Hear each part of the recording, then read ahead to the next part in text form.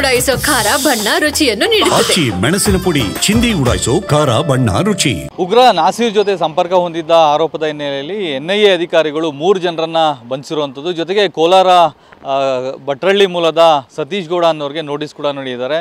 ನಾನಿವತ್ತು ಭಟ್ರಳ್ಳಿ ಗ್ರಾಮದ ಸತೀಶ್ ಗೌಡ ಅವರ ಮನೆಯ ಬಳಿ ಇದ್ದೀನಿ. ನಾನು ದೃಶ್ಯದಲ್ಲಿ ನೋಡಿದರೆ ಇದು ಕೋಲಾರ ತಾಲೂಕು ಭಟ್ರಳ್ಳಿ ಗ್ರಾಮದ ಸತೀಶ್ ಗೌಡ ಅವರ ಮನೆ.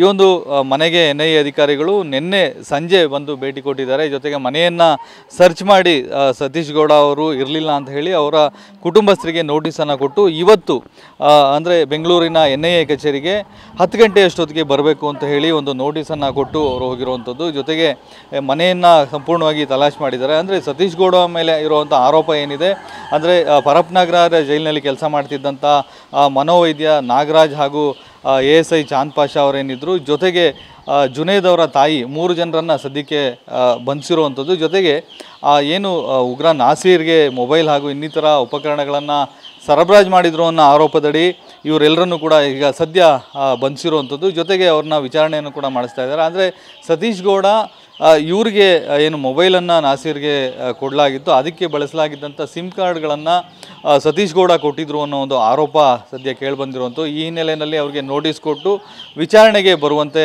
ಈಗ ಸೂಚನೆಯನ್ನು ಕೊಟ್ಟಿರುವಂಥದ್ದು. ಈ ಹಿನ್ನೆಲೆ ಮನೆಯಲ್ಲಿ ಇದ್ದಂಥ ಸತೀಶ್ ಗೌಡ ಅವರ ಪತ್ನಿ ಈಗಾಗಲೇ NIA ವಿಚಾರಣೆಗೆ ಅಂತ ಹೇಳಿ ಈಗ ತೆರಳಿರುವಂಥದ್ದು. ಜೊತೆಗೆ ಸತೀಶ್ ಗೌಡ ಅವರು ನಿನ್ನೆಯಿಂದ ಕೂಡ ಮನೆಯಲ್ಲಿಲ್ಲ. ಹಾಗಾಗಿ ಅವರ ಅತ್ತೆ ಮನೆ ಇದು. ಸತೀಶ್ ಗೌಡ ಮೂಲತಃ ಕೋಲಾರ ತಾಲೂಕು ವಾನರಾಶಿ ಗ್ರಾಮದವರು. ಆದರೆ ಸದ್ಯ ಕಳೆದ ಕೆಲವು ವರ್ಷಗಳಿಂದ ತನ್ನ ಅತ್ತೆಯ ಮನೆಯಲ್ಲೇ ಅವರು ಸತೀಶ್ ಗೌಡ ಅವರು ವಾಸ ಮಾಡ್ತಾ ಇರುವಂಥದ್ದು. ಸದ್ಯ ಸತೀಶ್ ಗೌಡ ಅವರು NIA ವಿಚಾರಣೆಗೆ ಹೋಗ್ತಾರಾ ಅನ್ನೋವಂಥದ್ದು ಸದ್ಯ ಪ್ರಶ್ನೆ ಮೂಡಿರುವಂಥದ್ದು. ಆದರೆ ಅವರ ಪತ್ನಿ ಈಗಾಗಲೇ NIA ವಿಚಾರಣೆಗೆ ಅಂಥೇಳಿ ಈಗಾಗಲೇ ಬೆಂಗಳೂರಿಗೆ ತೆರಳಿದ್ದಾರೆ.